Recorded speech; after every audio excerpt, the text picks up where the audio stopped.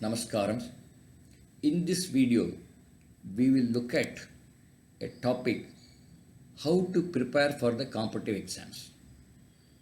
Competitive exams are conducted for various purposes. Let us divide this session into four parts.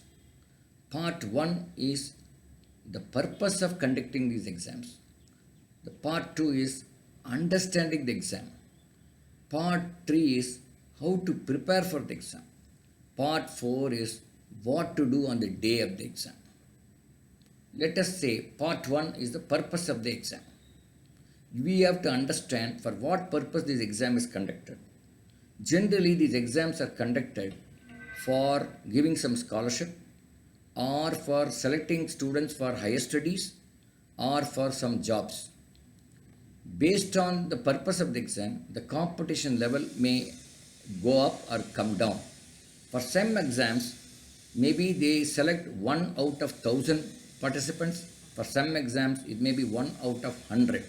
Depending upon the number of participants, the competition level will vary. Secondly, the examiner's aim to conduct these exams is to eliminate or reject as many participants as possible, because they need to choose only a handful of people out of so many participants who participate in the exam. So they follow a four-pronged strategies to eliminate the candidates. The first strategy is that they may give a very tough questions so that many candidates may not be able to attend. The second method is they will give a misleading question so that the candidates may get confused by reading the question. The third method is they may give you a twisted question. And the fourth method is they may give a lot of time consuming method. But we have to keep in mind the examiner will give sufficient time to write that particular question. Suppose there are 100 questions and they may give about 100 minutes, let us say. Then it means that they are giving 1 minute per question. Normally the examiners do not give any questions which consumes more than 2 minutes. So if a candidate takes more than 2 minutes for a question, then definitely the methodology is wrong. He can come to a conclusion the methodology is wrong, and then he has to quit that question, go to the next question so that he need not waste time on that particular question. Let us say the second part, understanding the exam. Understanding exam, you have to understand what is the type of exam. Most of these competitive exams are objective type exams.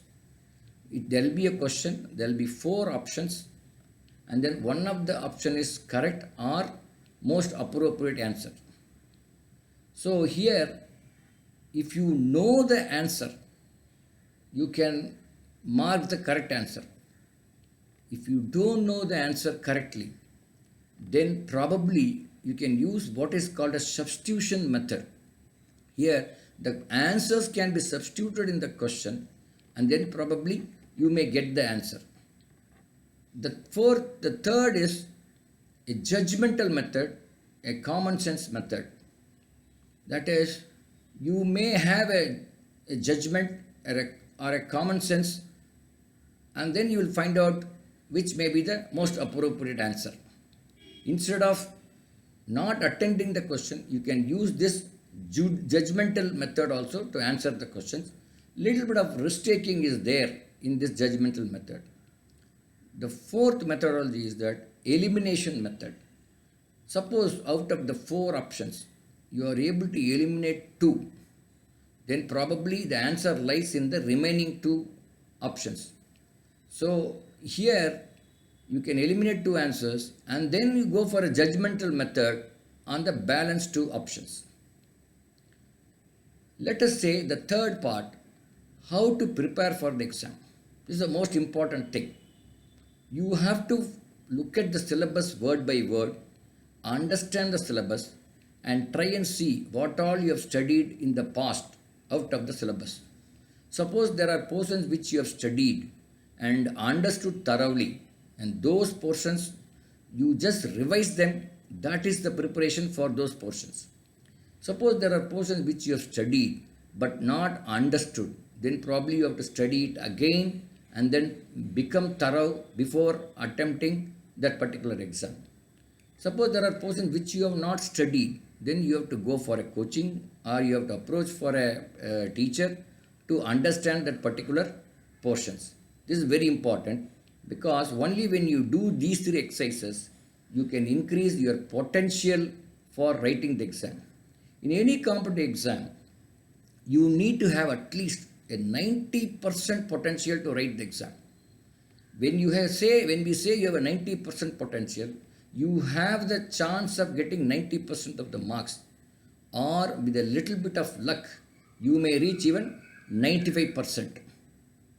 Suppose by studying thoroughly, if you increase your potential to 95%, then you have a chance of getting a mark 95 to 97%.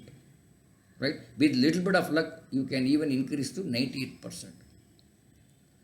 But then, even if you have a potential of 97%, many students find it difficult to score 97 percentages because the conversion of potential into performance is a very big task for them. So you should know how to convert the potential into performance.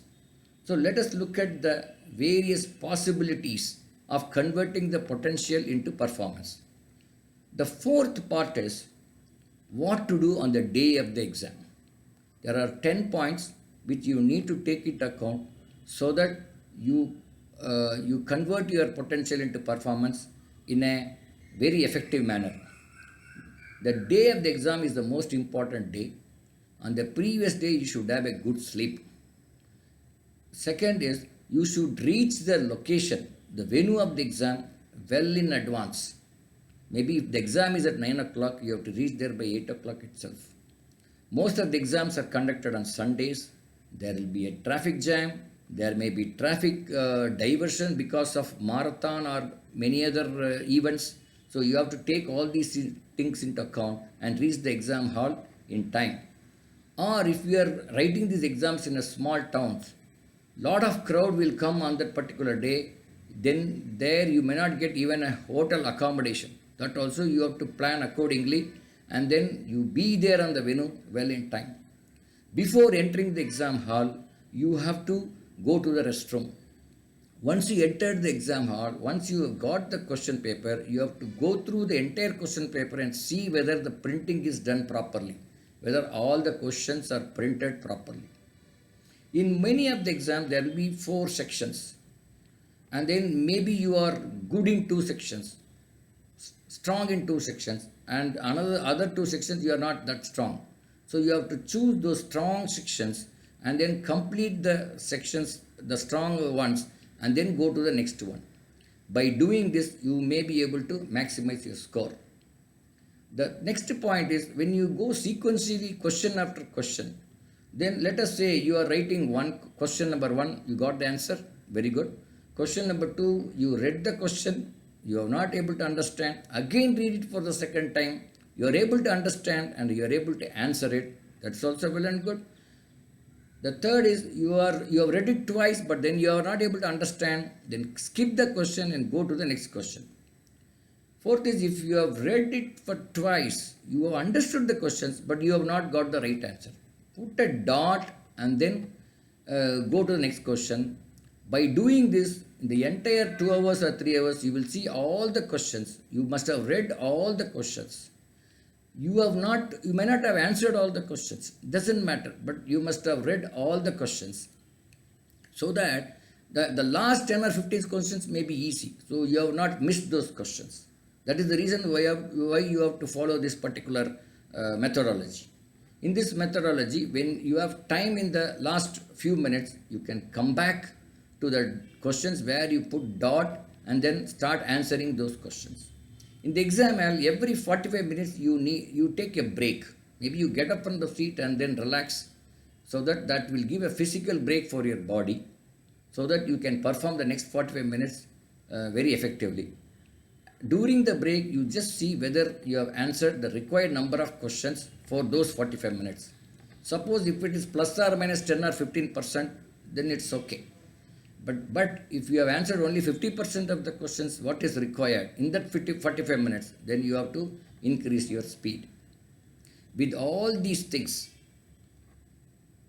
keeping all these points in mind, and if you approach the exam, I am sure you will come up very successfully in any competitive exams.